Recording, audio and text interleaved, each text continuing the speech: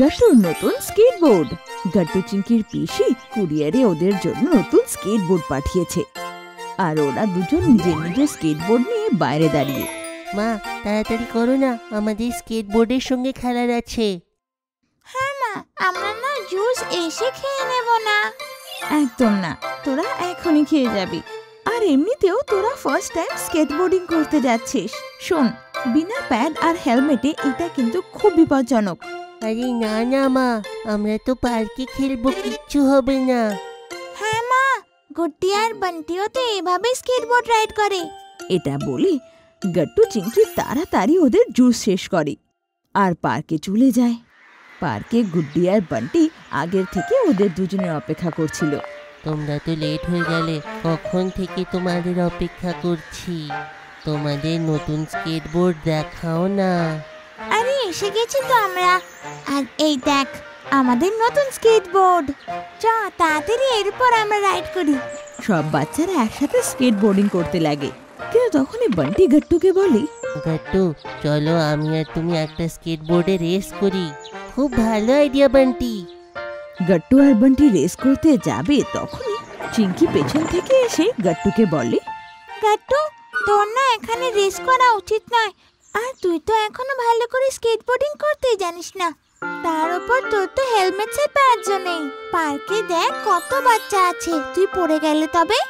না না চিংকি, কিচ্ছু হবে না, তুমি চিন্তা করো না, চলো। গাট্টু চিংকির কথায় মনোযোগ দেয় না, আরো রেস করা শুরু করে দেয়। ওয়াও, কত মজা আসছে। তুমি হারতে চলেছো বান্টি। না না গাট্টু, আমি তো হারবো না। গাট্টু আর বান্টি রেস করছিলই, তখন হঠাৎ গাট্টুর ব্যালেন্স বিগড়ে যায়, আরো ব্যালেন্স হারিয়ে পড়ে যায়। বান্টি এটা দেখে থেমে যায়, আর গুড্ডি চিংকিও দৌড়ে সেখানে আসে।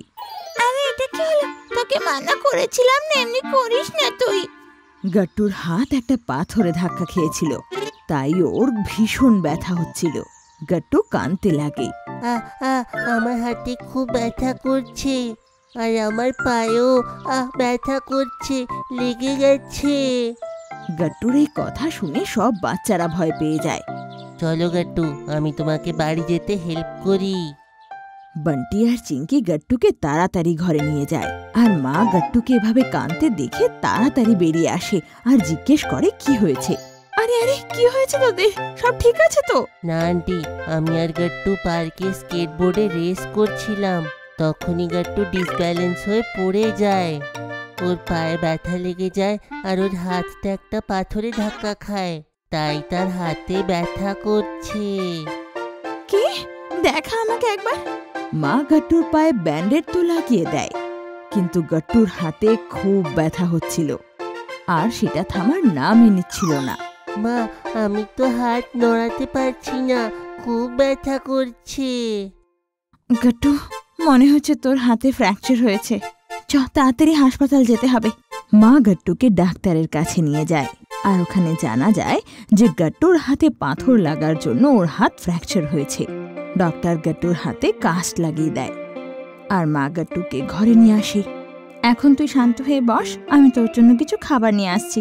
চিংকি দেখে যে গাট্টু খুব উদাস হয়ে রয়েছে, তো বলে, গাট্টু, কোনো ব্যাপার না, দেখবি তোর হাত খুব তাড়াতাড়ি ঠিক হয়ে যাবে। হ্যাঁ গাট্টু, আর এখনই তোমার বাবার সাথে কথা হলো, উনি বললেন যে উনি তোমার জন্য তোমার ফেভারিট আইসক্রিম নিয়ে আসবে। আর তুমি জানো ততক্ষণ আমি আর চিংকি কি করব? কি মা? এই দেখো আমার কাছে কি আছে, মার্কার পেন। এটা দিয়ে তোমার কাস্টে আমরা দুজন সাইন করব, আর ভালো দেখে একটা ইমোজিও বানাবো, এতে তোমার ভালো লাগবে। বাহ মা, এটা তো দারুণ আইডিয়া। আমি মার্কার দিয়ে গাট্টুর কাস্টে দুটো ড্রয়িং বানাবো, একটা আমার আর একটা গাট্টুর। ঠিক আছে চিংকি। তারপর আর কি, মা আর চিংকি মিলে গাট্টুর কাস্টে সাইন করে, আর তার উপর ড্রয়িংও করে। ততক্ষণে বাবা ফিরে আসে গাট্টুর ফেভারিট আইসক্রিম নিয়ে, কিন্তু তারপর গাট্টুকে বলে যে গাট্টু 1-2 দিন স্কুলে যেতে পারবে না। কিন্তু বাবা, কালকে তো গেমস পিরিয়ড ছিল, আর কালকে স্কুলে যাব না। পরশুদিন তো স্যাটারডে, আর সেদিনই স্পেশাল টিফিন ডে হয়। কোনো ব্যাপার নয় গাট্টু বাবা, কিন্তু এতে ভুল তো তোমার। মা তো আগেই বলেছিল বিনা হেলমেট আর প্যাডে স্কেটবোর্ড চালানো উচিত নয়। আর দেখো ব্যথা লেগে গেল। হ্যাঁ বাবা, আমি নিজেই ভুল বুঝতে পেরেছি। তুমি আর মা সবসময় ঠিক থাকো। হ্যাঁ বাবা, কিন্তু বাবা এবার তোমাদের জন্য তোমাদের প্যাড আর হেলমেট নিয়ে আসবে, যাতে তোমরা সেফলি খেলতে পারো। এটা শুনে গাট্টু চিংকি খুব খুশি হয়ে যায়।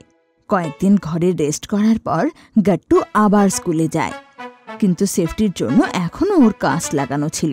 তাই গাট্টুর সব বন্ধুরা ওর কাস্টে সই করে দেয়। আর বান্টি গাট্টুকে বলে, গাট্টু, তুমি নিজের হাতটা ঠিক করে নাও, তারপরে আমরা স্কেটবোর্ড চ্যাম্পিয়নশিপ আবার করব। হ্যাঁ, কিন্তু হেলমেট আর প্যাডের সঙ্গে। এটা শুনে সবাই হেসে ওঠে, আর গাট্টুরও বেশ ভালো লাগতে লাগে। কয়েকদিন পর গাট্টুর ফ্র্যাকচার পুরোপুরি ঠিক হয়ে যায়, আরও খুশি খুশি বন্ধুদের সাথে আবার খেলতে লাগে। আপনাদের যদি আমাদের ভিডিও ভালো লেগে থাকে তো আমাদের ভিডিওকে লাইক করুন, কমেন্ট করুন আর সাবস্ক্রাইব করুন।